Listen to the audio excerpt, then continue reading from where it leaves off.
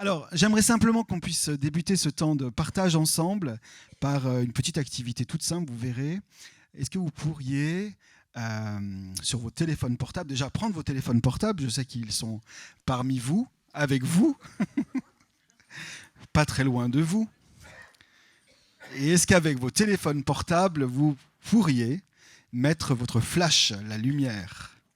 Alors, certains d'entre vous peut-être ne connaissent pas encore cette fonction, mais vous avez une fonction lampe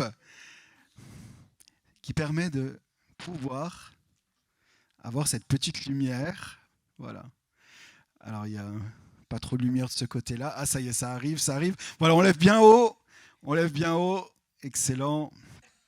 Et alors que nous maintenons nos téléphones portables levés, je vais simplement lire ce texte par lequel j'aimerais débuter mon exhortation ce matin. Un texte qui m'est venu aussi pendant ce temps de louange.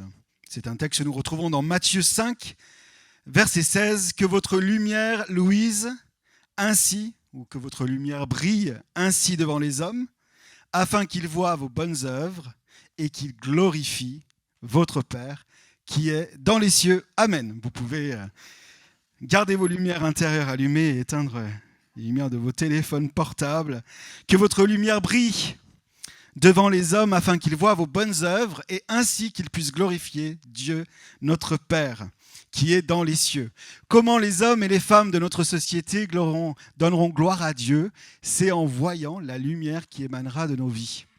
C'est en voyant la lumière qui brillera de nos vies à travers nos bonnes œuvres, à travers tout ce que Dieu nous donne de manifester pour lui dans toutes les sphères de nos vies, dans toutes les dimensions dans lesquelles Dieu nous appelle dans notre société. Et le titre que j'ai donné à mon message ce matin, c'est « Y a-t-il un pilote dans l'avion ?» Y a-t-il un pilote dans l'avion? Alors pour certains d'entre vous, cela rappellera un certain titre de film.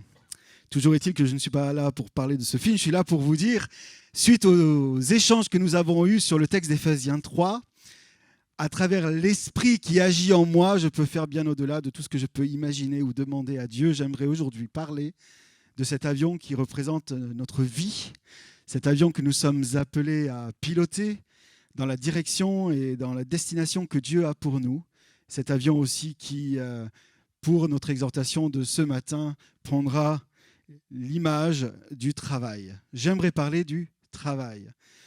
Toute chose nouvelle, c'est, et nous l'avons dit en introduction au mois de septembre, c'est laisser Dieu nous conduire dans des nouvelles choses qu'il a préparées d'avance, des œuvres nouvelles afin que nous puissions briller et afin que les hommes et les femmes puissent rendre gloire à Dieu. Mais toute chose nouvelle, c'est aussi accueillir une nouvelle révélation de la part de Dieu sur ce qu'il veut nous donner de voir de nouveau. C'est vivre les choses différemment, c'est les accueillir d'une manière nouvelle afin d'être toujours au plus près de son intention et au plus près de son cœur.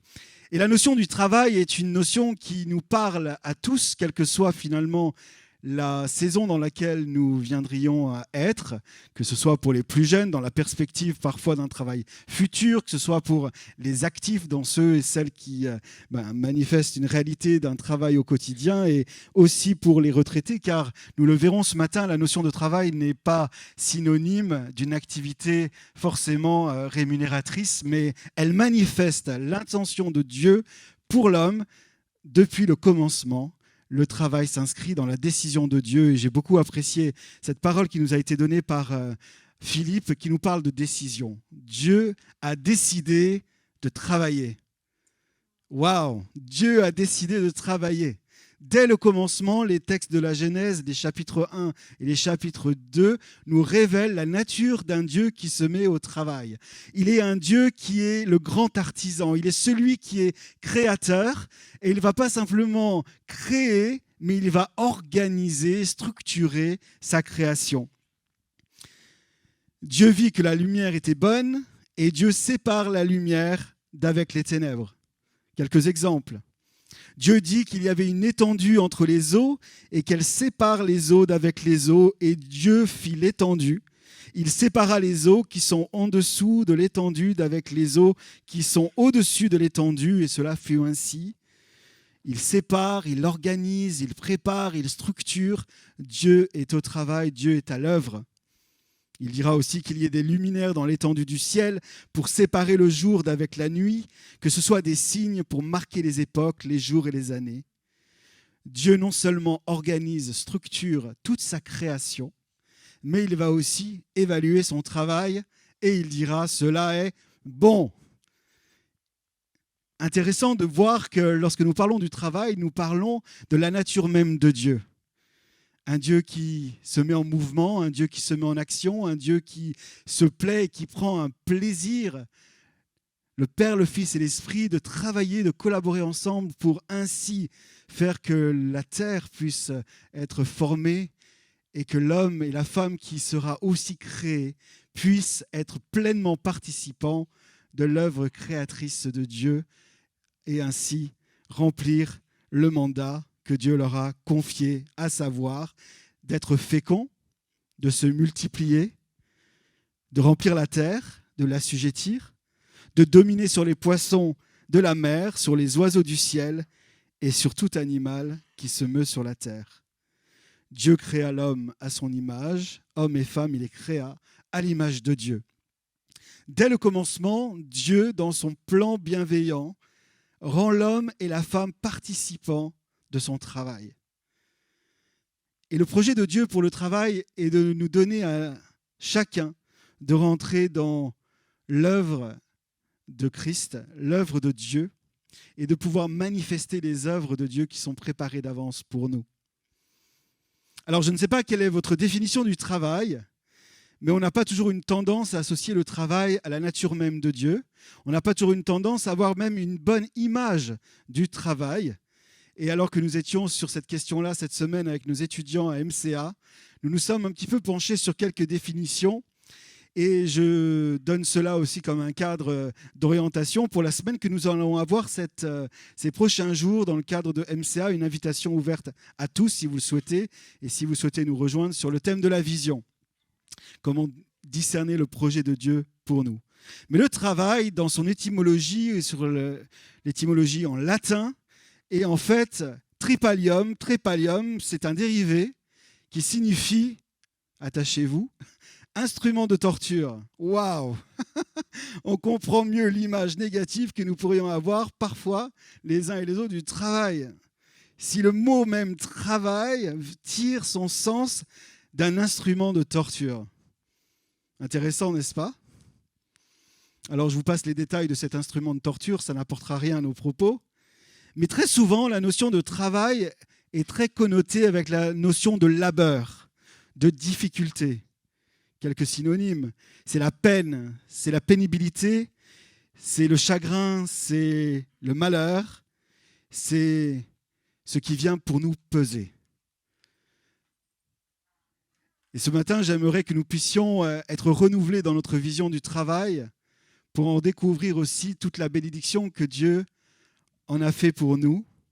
Et pour cela, il y a un mot qui évoque bien autre chose que ce que je viens de vous dire dans l'étymologie du mot travail, instrument de torture. C'est un mot qui tire son étymologie de la pensée juive. Et en hébreu, le mot travail, c'est avoda. Et avoda, nous allons découvrir ensemble ce que cela signifie. C'est un mot qui est associé au fait de rendre un culte à Dieu à travers son activité. Avoda signifie, dans la pensée juive, être engagé envers Dieu, envers soi-même et la communauté à travers ce que nous faisons, à travers ce que nous vivons. Le mot avoda signifie glorifier Dieu à travers la prière, la méditation, à travers la louange, l'adoration. C'est une réalité qui n'est aucunement dissociée d'une action physique ou matérielle. Dans la pensée juive, avoda signifie rechercher la justice, et la justice sociale en particulier, en recherchant à être dans un élan de bienveillance et d'amour envers ceux qui sont exclus, envers ceux qui en sont privés. La notion d'avoda, c'est aussi ce qu'on appellerait aujourd'hui la formation continue. C'est de se mettre au travail dans le fait de se développer dans les connaissances de ce que dit la Bible par rapport à notre société, à nos vies, dans toutes les sphères, dans toutes ces dimensions. C'est la dimension du royaume de Dieu. Avoda signifie aussi se mettre au service de son prochain, de la communauté, en manifestant ensemble, en tant qu'Église, le cœur du Père pour nos contemporains, pour notre ville, pour nos quartiers. Avoda, dans cette notion de travail, signifie aussi d'être responsable par rapport à l'environnement, prendre soin de la terre, prendre soin des lieux dans lesquels nous sommes appelés à vivre, à être, à travailler.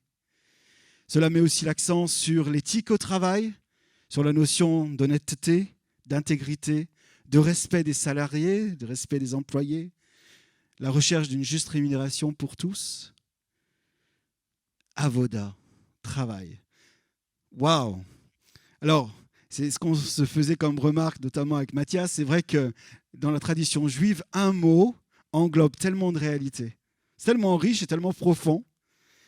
Et c'est une réalité qui vient à la rencontre de notre actualité, dans le sens où je crois que dans les temps dans lesquels nous sommes, plus que jamais, nous avons besoin de retrouver du sens à nos engagements, du sens à nos métiers parfois, pour entrer plus précisément dans ce que Dieu veut nous donner de manifester, afin que nos œuvres soient évidentes et que les hommes et les femmes glorifient Dieu, rendent gloire à Dieu. Le travail nous est aussi illustré à travers l'institution du sabbat, du Shabbat. Je lirai simplement dans Exode 20, verset 8, cette ordonnance de Dieu qui dit « Pense à observer le jour du sabbat et fais-en un jour sacré à l'Éternel. Tu travailleras 6 jours pour faire ce que tu as à faire, mais le 7e jour est le jour du repos consacré à l'Éternel, ton Dieu. Tu ne feras aucun travail ce jour-là, ni toi, ni ton fils, ni ta fille, ni ton serviteur, ni ta servante, ni ton bétail, ni l'étranger qui réside chez toi. Car en 6 jours, l'Éternel a fait le ciel, comme je l'ai rappelé, et la terre, et la mer, et tout ce qui s'y trouve, mais le 7e jour, il s'est reposé. C'est pourquoi l'Éternel a béni le jour du sabbat et en a fait un jour qui lui est consacré. » Ici, la définition qui est donnée au sabbat ne souligne pas le simple fait d'avoir un jour de congé ou un jour d'arrêt ou un jour consacré à l'Éternel, mais il souligne les 6 autres jours où nous sommes appelés à travailler. Il souligne les 6 autres jours où nous sommes appelés à faire tout ce que nous avons à faire. Et c'est à travers cette lecture-là que nous pouvons vivre pleinement le sabbat. C'est lorsque je fais tout ce que je suis appelé à faire dans les 6 jours qui m'y sont accordés. Intéressant aussi de constater que dans Deutéronome 5, le sabbat a une notion de liberté. Car tu ne te souviendras pas, dit le texte, que tu as été esclave en Égypte, mais tu te souviendras que tu as été libéré. Libéré. Très souvent, la notion de travail est associée à une notion d'esclavage, de devoir endurer quelque chose. Mais le texte souligne la notion de liberté. Lorsque tu observes le sabbat, tu célèbres la liberté de pouvoir travailler pour Dieu, de pouvoir vivre pour Dieu et de pouvoir te reposer en Dieu de tes œuvres. C'est toute la notion d'avoda que je viens aussi de vous partager, qui consiste à rendre gloire à Dieu à travers son activité. Dans la compréhension que nous vivons notre activité et notre travail comme un sacrifice de louange et d'adoration envers Dieu, mais aussi un bien pour la communauté des croyants et un bien pour la communauté des hommes et des femmes qui sont tout autour de nous. Il y a 3-4 ans de cela, je m'entretenais avec une sœur à l'abbaye de Boulor qui m'expliquait plus précisément l'organisation de leur abbaye et plus particulièrement l'organisation du cloître. Et je trouvais intéressant son explication dans le sens où elle me disait la chose suivante. Le cloître est un lieu de silence, mais c'est aussi un lieu où nous passons d'une activité à une autre. Lorsque nous revenons dans le cloître, nous sortons du lieu de culte où nous sommes dans la présence de Dieu et nous devons retraverser le cloître en silence pour aller à l'extérieur, pour aller travailler, servir nos contemporains et être là avec les villageois de Boulor. Et elle me parlait de ce lieu, quelque part, qui représentait pour elle un va-et-vient entre la présence de Dieu et le monde. Un va-et-vient entre l'adoration et la louange et la lecture et la méditation de la parole et le partage, l'entraide. Alors, je ne suis pas en train de dire que nous construirons des cloîtres, mais revêtons simplement l'idée qu'il y a cette réalité d'un va-et-vient permanent entre ce que nous vivons dans la présence de Dieu lorsque nous sommes ici le dimanche matin et la société et le monde. Et le fait qu'elle puisse faire silence dans cette enceinte du cloître était pour elle un signe d'appréciation de ce qu'elle venait de vivre et de préparation de ce qu'elle s'apprêtait à vivre.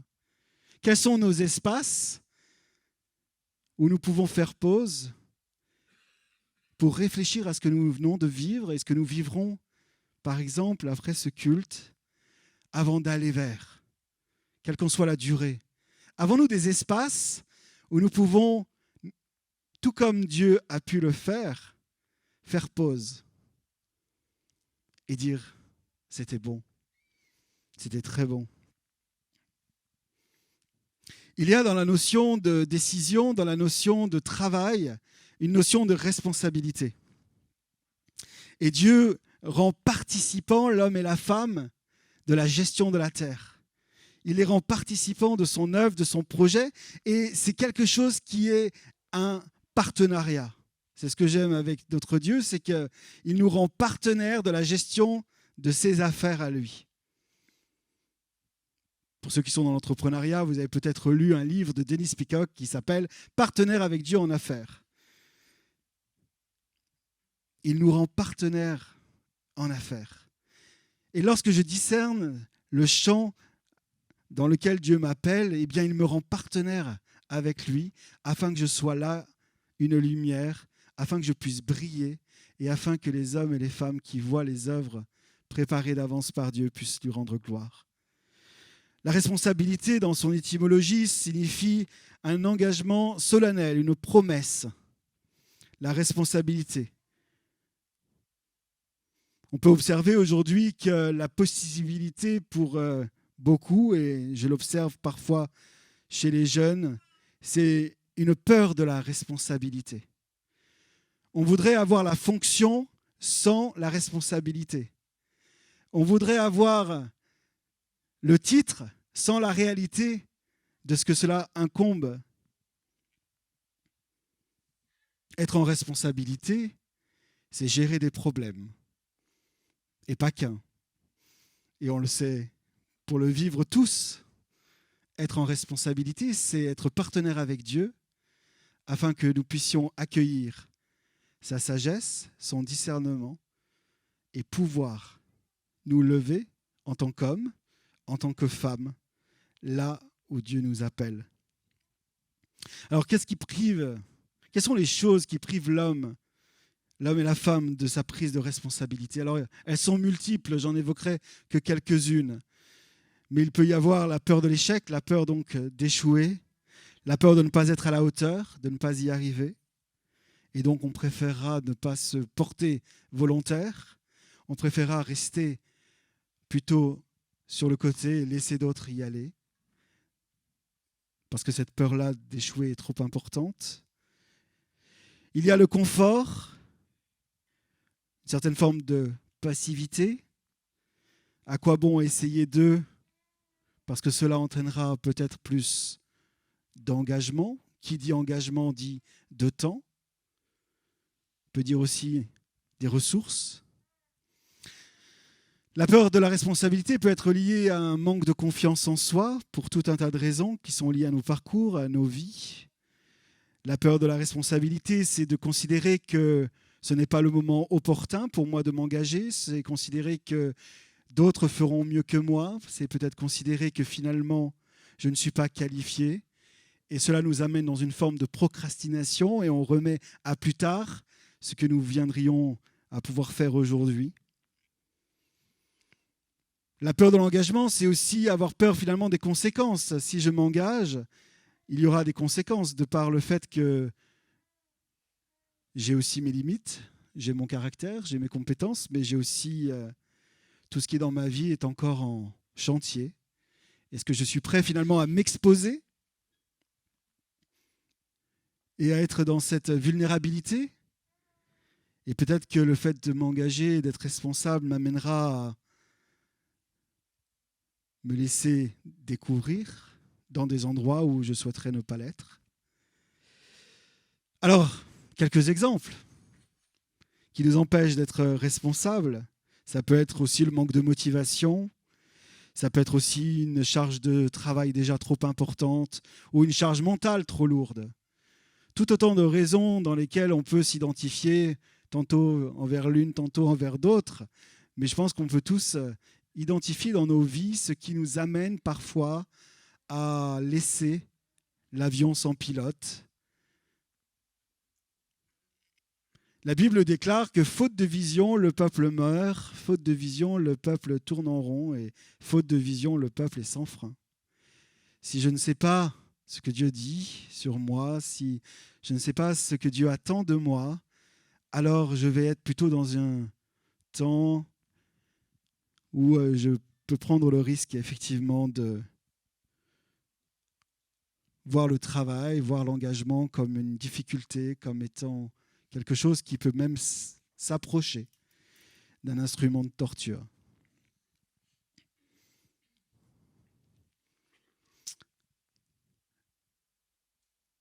J'aimerais qu'on plonge ensemble sur une parabole très connue, très très connue, et peut-être certains d'entre vous, vous la découvrirez pour la première fois, afin de pouvoir à nouveau souligner le cœur de Dieu pour nous, dans le fait de nous rendre participants de ce qu'il a.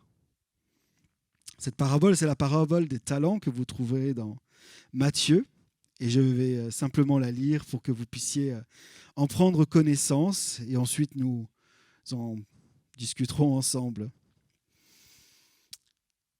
Il en sera comme d'un homme qui, partant pour un voyage, appela ses serviteurs, et il leur remit ses biens.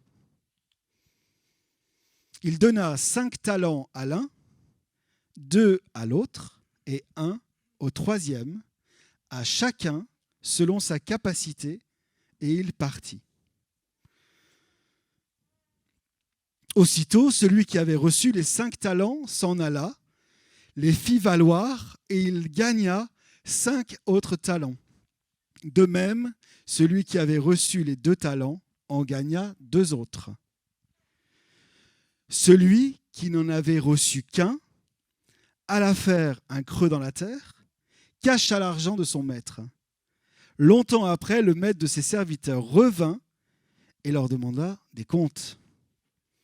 Celui qui avait reçu les 5 talents s'approcha en apportant 5 autres talents, et il dit : « Seigneur, tu m'as remis 5 talents, voici j'en ai gagné 5 autres. » Son maître lui dit : « C'est bien, bon et fidèle serviteur. Tu as été fidèle en peu de choses, je te confierai beaucoup. Entre dans la joie de ton maître. » Celui qui avait reçu les 2 talents s'approcha aussi et dit : « Seigneur, tu m'as remis 2 talents. Voici, j'en ai gagné 2 autres. » Son maître lui dit : « C'est bien, bon et fidèle serviteur. Tu as été fidèle en peu de choses, je te confierai beaucoup.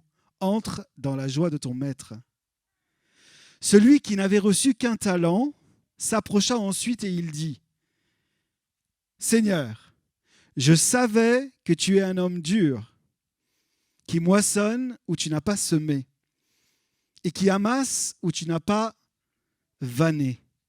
J'ai eu peur, je me suis caché, j'ai caché ton talent dans la terre. Voici, prends ce qui est à toi. » Son maître lui répondit : « Serviteur méchant et paresseux, tu savais que je moissonne où je n'ai pas semé et que j'amasse où je n'ai pas vanné. Il te fallait donc remettre mon argent au banquier, et à mon retour, j'aurais retiré ce qui est à moi avec un intérêt. Ôtez-lui donc le talent et donnez-le à celui qui a les 10 talents, car on donnera à celui qui a et il sera dans l'abondance, mais à celui qui n'a pas, on ôtera même ce qu'il a. C'est une parabole qui ne fait peut-être pas toujours l'objet de notre lecture quotidienne, parce qu'elle revêt, en tout cas dans sa conclusion, quelque chose qui semble compliqué à entendre et qui peut parfois nous challenger, nous mettre au défi. Mais permettez-moi d'en faire quelques analyses. Déjà, l'homme qui part en voyage appelle ses serviteurs et lui donne ses biens, dans le sens où il va leur remettre ses talents. À l'un 5, à l'autre 2 et à l'autre 1.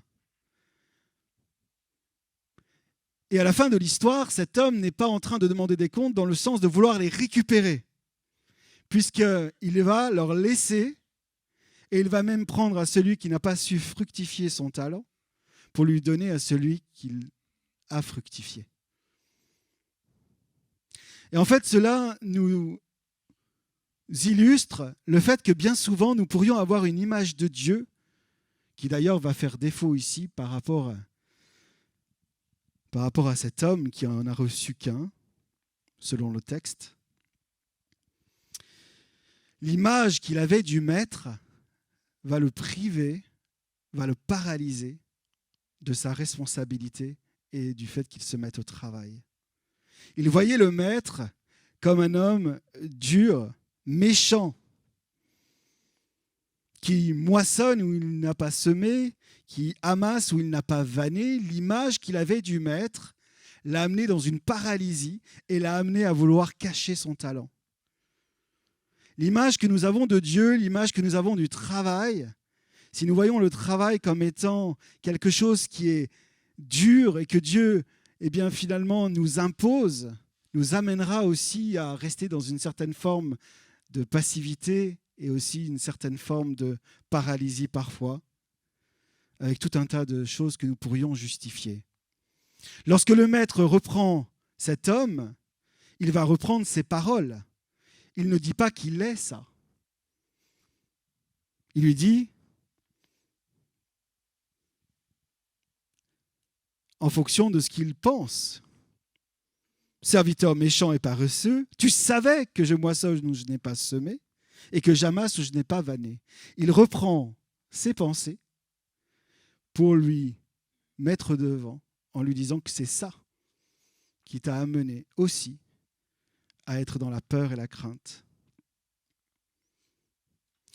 L'homme qui a partagé avec ces 3 hommes ses talents en a donné à chacun selon sa capacité. Le texte le dit, selon sa capacité. Nous avons tous reçu de la part de Dieu des talents selon notre capacité. Lorsque nous lisons le texte, nous voyons la négation à celui qui n'en a reçu qu'un.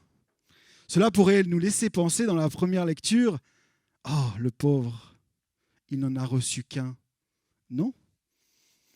La négation ne souligne pas le fait qu'il n'en a eu qu'un seul. Il souligne sa réaction par rapport aux 2 autres. Est-ce que vous me suivez dans le texte? Pourquoi je parle de cela? C'est parce que parfois, dans notre relation à Dieu, dans ce qu'il nous a confié, nous pourrions avoir une tendance à être dans « je n'ai reçu que ». Je n'ai reçu que. Waouh! Quand on connaît la fin de cette histoire, moi je me dis, mais quel que soit ce que j'ai reçu, enfin je ne sais pas pour vous, mais que nous puissions le faire fructifier pour Dieu. Et le maître, il prend un tel plaisir à dire à celui qui a fait fructifier les 5 et à celui qui a fait fructifier les 2 talents, mais rentre dans la joie de ton maître, il veut se réjouir en fait. Quand Dieu créa l'univers, il s'est réjoui de son œuvre. Lorsque Dieu t'a confié des dons, des talents, il s'est réjoui de ce qu'il t'a confié. Et lorsqu'il vient pour te voir, lorsqu'il vient pour cette évaluation, il ne vient pas pour te demander des comptes comme un maître dur, un maître sévère, mais il vient pour célébrer ce que tu as fait fructifier pour lui. C'est le cœur même de Dieu. Mais combien de fois sommes-nous enclins, pour celles et ceux qui ont des entretiens individuels en entreprise, à franchir cette porte avec la peur au ventre, l'angoisse, parce que nous avons une vision parfois juste d'une autorité qui va venir nous demander des comptes d'une manière dure et sévère. Mais c'est très souvent notre propre regard qui nous amène dans des impasses. C'est souvent notre propre regard qui nous amène dans une certaine forme de paralysie, de procrastination. Je ne sais pas pour vous, mais lorsque je sais qu'il y a un enjeu parfois sur un dossier quelconque, eh bien, c'est plus facile parfois d'aller dans des choses qui nous gratifient immédiatement, même des activités professionnelles qui vont être faciles à faire, et on procrastine, on remet à plus tard parce qu'on a peur d'y aller. Suis-je le seul ? Mais ce que je voudrais souligner, c'est que Dieu aime le travail. C'est une bénédiction. Et il veut travailler en nous, par son esprit, afin que nous puissions collaborer, être partenaires avec lui, et afin que notre lumière puisse briller dans les œuvres bonnes qu'il nous a confiées, et que les hommes et les femmes donnent gloire à Dieu.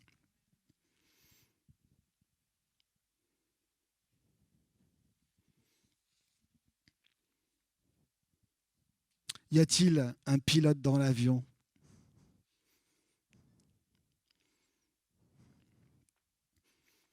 J'aime une exhortation que Paul donne à Timothée et qui nous rappelle cette réalité aussi de s'attacher fermement à l'appel de Dieu qui a placé dans notre vie, s'attacher à ce qu'il nous a confié.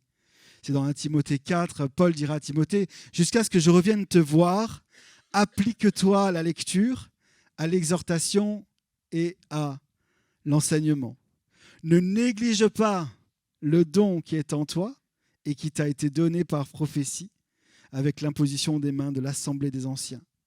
Occupe-toi de ces choses, donne-toi tout entier à elles, afin que tes progrès soient évidents pour tous. » Là aussi, l'apôtre Paul, qui a pris sous ses ailes, j'oserais dire, le jeune Timothée, va l'encourager à ne pas négliger le don que Dieu lui a donné.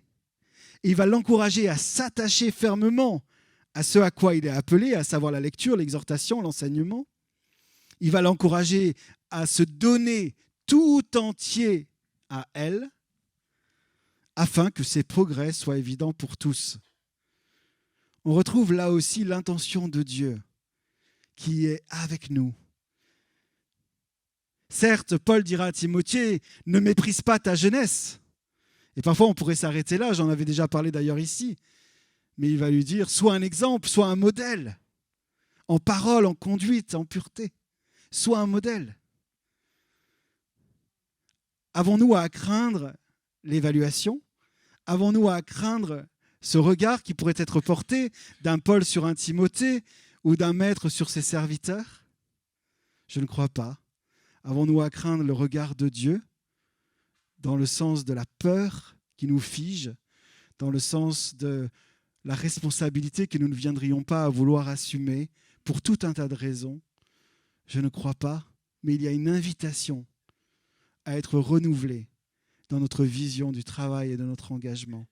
Parce que c'est dans le travail, l'engagement auquel il nous appelle que Dieu veut se révéler à nous et à celles et ceux qui sont autour de nous pour manifester sa gloire, manifester sa puissance. Le fruit du péché, oui, c'est la mort. Le fruit du péché, c'est de nous focaliser sur le labeur, conséquence de la chute, et de nous maintenir captifs avec une vision du travail qui se voudrait être un instrument de torture. Mais ce que Christ vient réconcilier lorsqu'il se donne, c'est une vision juste de ce que nous sommes appelés à être en tant que fils et filles de Dieu, co-héritiers de Christ. À travers l'Esprit qui agit en nous, il y a un terrain à prendre, un terrain à reprendre, un avion à piloter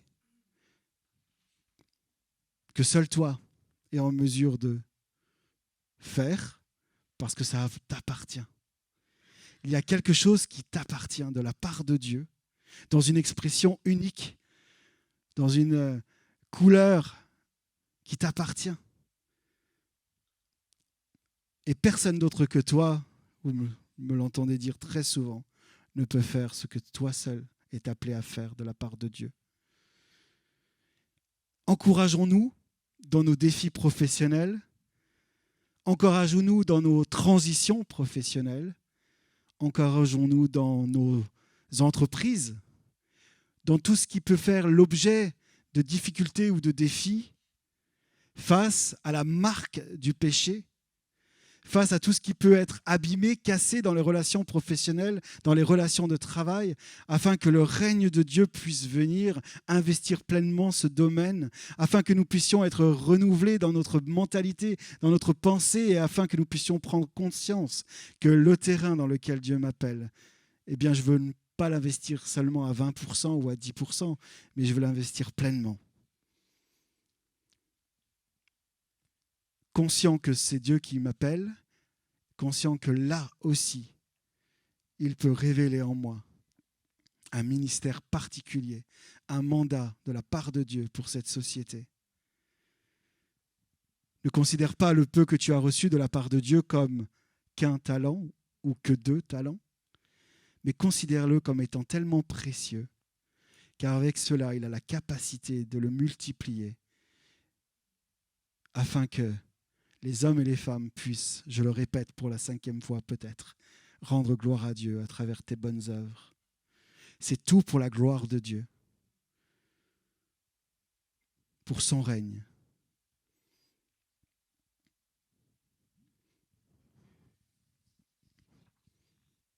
Il y a des domaines dans lesquels Dieu nous appelle à nous investir ou à nous réinvestir. C'est ça, vivre une vie intentionnelle. C'est ça, vivre une vie stratégique. C'est à partir du moment où je sais que Dieu m'appelle là, alors je vais aligner mes choix. Je vais aligner mes relations. Je vais aligner ma formation. Je vais aligner la manière que j'ai de gérer mes finances, mon temps, parce que je sais que c'est un territoire dans lequel Dieu veut me voir atterrir. Il y a une zone d'atterrissage. On n'est pas simplement appelé à voler au-dessus des nuages. Il y a une zone d'atterrissage pour nous. Il y a un appel de Dieu sur chacune de vos vies, sur chacune de nos vies, et il y a un territoire. Ce territoire peut être physique, mais il peut être aussi un territoire d'une sphère d'influence dans la société, que ce soit dans l'économie, dans le social, dans les médias, dans la politique. Il y a un territoire. Et la bonne nouvelle, c'est que nous y allons ensemble. Et nous y allons ensemble, quand bien même, lundi, tu seras peut-être seul sur ton champ de mission, sur ton territoire. C'est ensemble en tant qu'Église. Avoda, c'est ça, c'est rendre gloire à Dieu pour toute la richesse qui est manifestée à travers le corps. Lorsque ce corps se lève et se met au travail, dans le sens de rendre gloire à Dieu, à travers les dons et les talents que Dieu nous a donnés. Waouh! Ça change la perspective. Ça permet de prendre une autre attitude. Une autre attitude. Et c'est vraiment l'attitude qui détermine notre altitude. C'est plutôt pas mal quand on parle d'un avion. Notre attitude détermine notre altitude. J'aimerais que nous puissions, dans cette année où Dieu fait toutes choses nouvelles, revisiter cette notion du travail. Je n'ai pas la prétention, en quelques minutes seulement, de pouvoir faire le tour de la question. Il y a des enseignements qui pourront être complétés. Jean-Marc Potenti, dans la vision du royaume de Dieu, a tout un parcours sur la notion du travail aussi. Nous en ferons aussi une part dans MCA. Mais ce que j'aimerais dire, c'est qu'il y a plus à vivre. Il y a plus à vivre pour toi. Mais quel est le regard que tu as aujourd'hui sur le travail, sur celui qui en donne la substance, à savoir Dieu? Trop souvent, le travail est, pour beaucoup trop encore, une mauvaise plaisanterie de 40, 45, 50 années avant d'arriver à un temps, enfin, de retraite. Le travail a, pour beaucoup, parfois été vécu comme un mal nécessaire, en attendant le week-end. Le travail, parfois, est vécu comme un mal nécessaire afin d'enfin arriver au vendredi soir et au samedi, au dimanche, pour s'engager dans l'Église. Moi, j'ai été dans une famille et dans un environnement où c'était quelque chose de très palpable. Je ne rentrerai pas ici dans les détails, mais c'était un petit peu ça l'idée. Du lundi au vendredi, on survit, on fait ce qu'il faut, on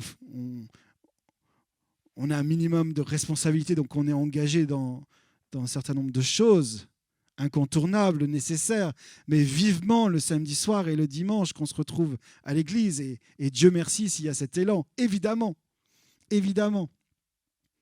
Mais que nous puissions vivre la réalité du travail et de l'engagement au quotidien, du lundi au dimanche, sans interruption, et que le dimanche, lorsque la communauté des croyants se retrouve, que nous puissions rendre gloire à Dieu, que nous puissions marquer ce temps consacré à l'Éternel, pour que nous puissions nous reposer aussi de nos œuvres et célébrer Dieu pour sa bonté et sa fidélité.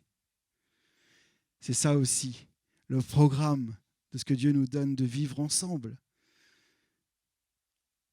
Le travail est un lieu d'étirement, est un lieu de confrontation. C'est un champ de bataille. Et nous avons besoin d'être ensemble pour combattre les combats qui sont devant nous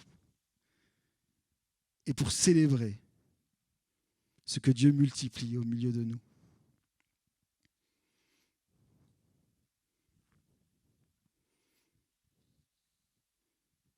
Que nous puissions, à travers ce partage, laisser Dieu nous parler, chacun pour notre part, par rapport à notre relation au travail, et que nous puissions demander à Dieu s'il y a des choses qui nous paraissent être pas justes, des choses qui nous paralysent, des choses qui nous empêchent d'avancer, des questions aussi qu'on peut se poser par rapport à ce que nous faisons et l'appel de Dieu dans nos vies. Il y a parfois des écarts que nous vivons et que parfois nous subissons. Lorsqu'un écart s'installe dans une activité, quelle qu'elle soit, entre ce que je sais être ce que Dieu veut et ce que je vis vraiment, amenons ça à Dieu. Partageons cela avec des personnes de confiance avec qui on va pouvoir trouver un lieu d'écoute, un lieu de prière, parce que nous y passons, pour celles et ceux qui sont en activité, tellement de temps. Parfois même beaucoup plus de temps que nous passons avec nos familles.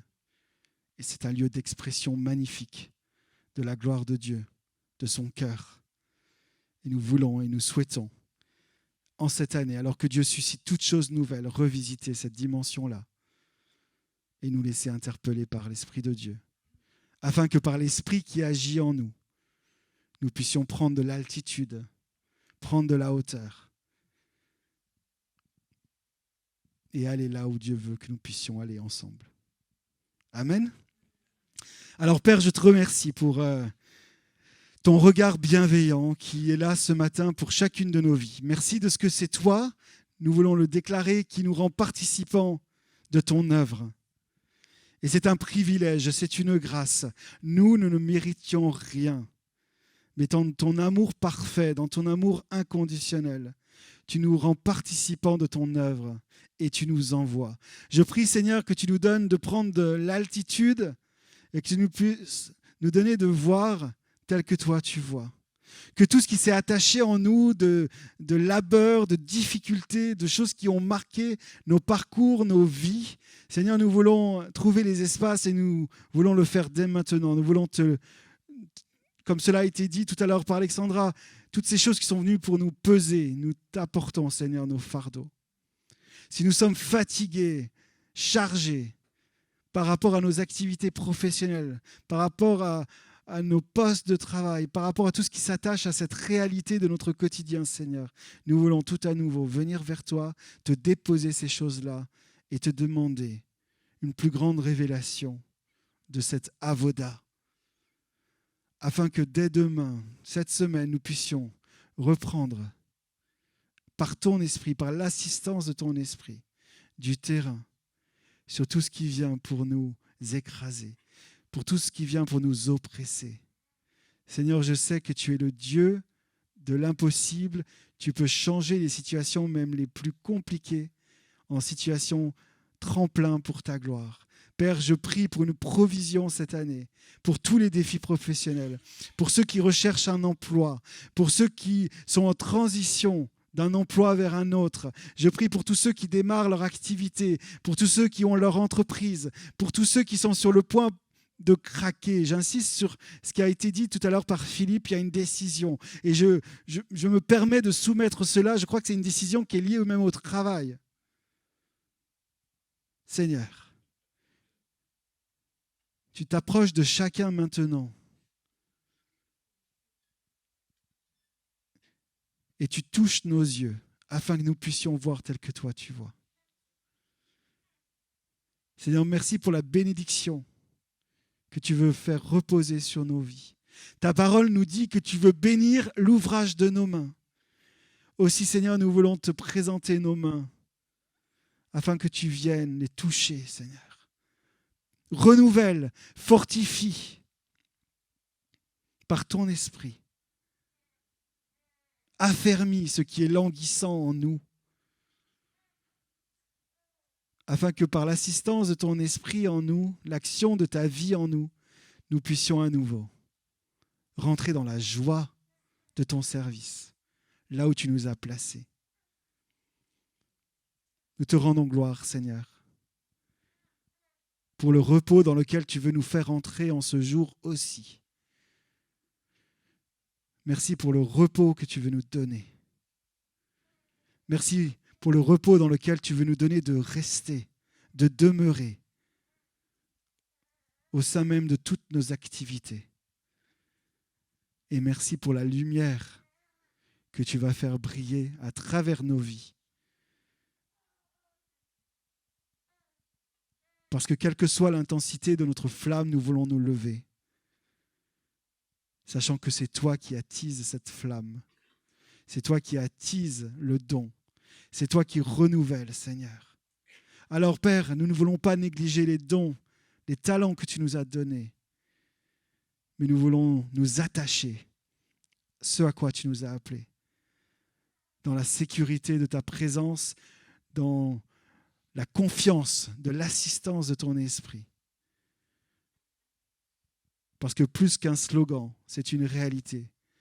C'est toi qui qualifies ce que tu as appelé. Et Seigneur, si nous sommes là, c'est que nous sommes appelés par toi, pour toi, en toi, pour manifester ton règne dans la société, dans tous les secteurs dans lesquels tu nous as placés. Renouvelle la vision, renouvelle le feu, renouvelle la passion, Seigneur, là où nous sommes arrêtés, là où nous sommes découragés, et donne-nous de voir.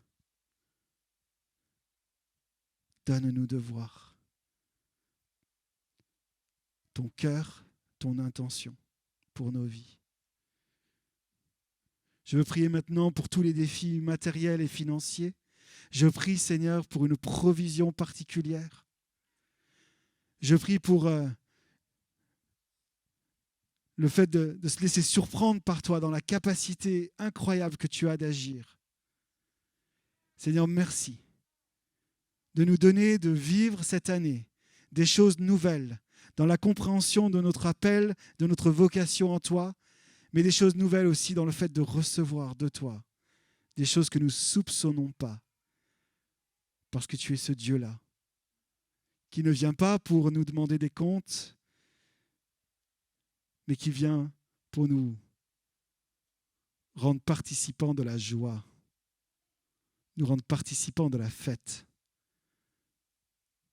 nous rendre participants de ton règne. Amen. Merci Seigneur.